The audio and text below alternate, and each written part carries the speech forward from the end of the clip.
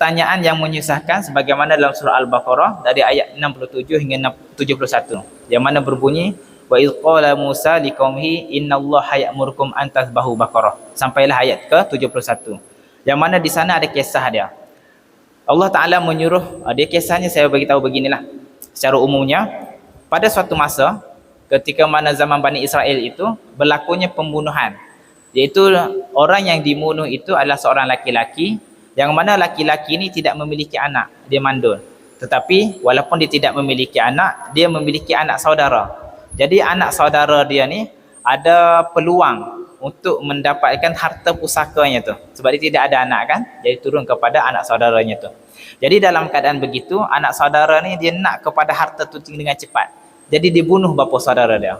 Apabila dia bunuh bapa saudara dia itu, mayat ataupun jenazah bapa saudara itu diambil dan diletakkan di satu depan pintu, di hadapan pintu orang-orang lain. Maksudnya sebagai contoh, dia bunuh, dia letak di hadapan pintu jiran dia yang kelima, keempat dan sebagainya. Selepas itu bangun besok hari itu, dia memang tahu itu memang bapa saudara dia dan dia yang bunuh. Dia pergi ke rumah yang adanya jenazah bapa saudaranya tu, dia bergaduh. Dia kata kenapa bunuh bapa saudaraku dan sebagainya lah. Dan pertuduhan itu menyebabkan mereka saling mengangkat senjata untuk berperang. Jadi dalam keadaan hiruk pikuk masyarakat ketika itu, Bani Israel adalah salah seorang di antara mereka yang cerdik. Katanya, kenapa kita perlu bergaduh? Sedangkan di sisi kita ni sekarang adanya seorang Rasul, iaitu Nabi Musa. Jadi mereka menghampiri Nabi Musa, menceritakan berkenaan dengan masalah yang mereka hadapi. Jadi Nabi Musa pun berdoa kepada Allah Ta'ala, dan Allah Ta'ala mewahyukan kepada Nabi Musa supaya disembelihkan seekor lembu betina. Tak tahu kenapa, itu arahan daripada Allah Ta'ala, buat saja, itu sepatutnya tu. Jadi Nabi Musa dapat arahan itu, Nabi Musa memberitahu kepada Bani Israel. Apa yang dibuat oleh Bani Israel, mereka bertanya, lembu betina ni dia karakter dia macam mana? Lebih kurang begitu.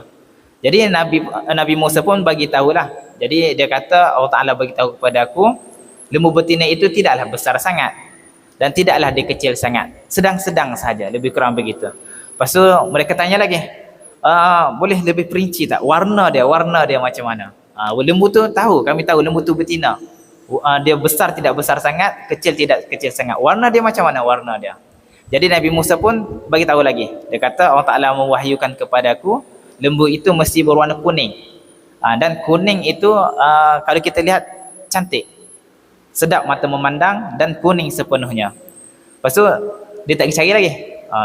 Bani Israel tanya lagi sekali, dia kata boleh tak lebih jelas lagi karakter berkenaan dengan lembu tu, lembu betina tu, lagi senang untuk kami cari.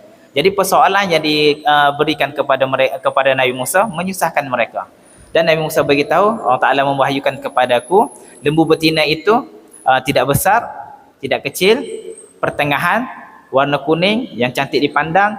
Lembu itu tidak ada belang, dan lembu itu tidak masih lagi darah, tidak dikahwinkan, dan dia di antara muda, tidak muda sangat, dia tua, tidak tua sangat. Lepas tu ditanya lagi, boleh tak bagi tahu secara spesifikasi lebih spesifik, lebih jelas berkenaan dengan sifat lembu, dan juga spesifikasi dengan lebih detail lah berkenaan dengan lembu tersebut.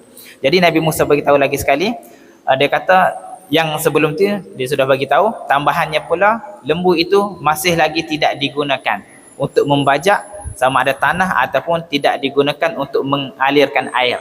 Jadi susah mereka untuk mencari.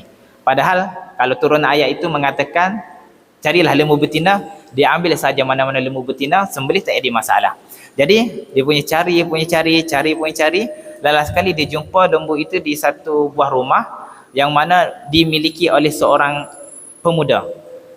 Pemuda ini dia hanya memiliki seekor lembu tu saja, dan lembu itu memang tepat sebagaimana yang disebut oleh Nabi Musa. Mereka minta untuk beli lembu tu.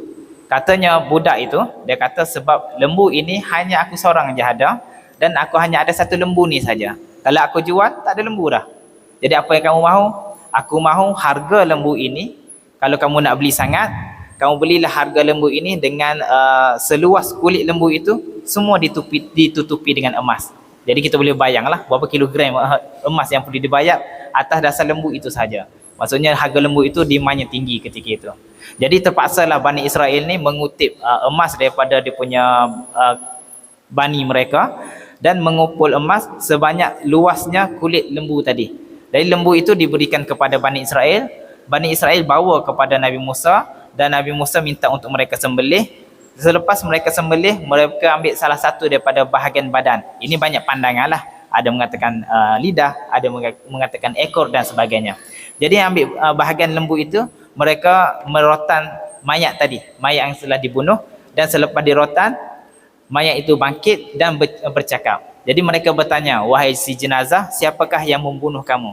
Jadi jenazah itu mengatakan, yang membunuh aku adalah dia tu. Dia merujuk kepada anak saudaranya tu.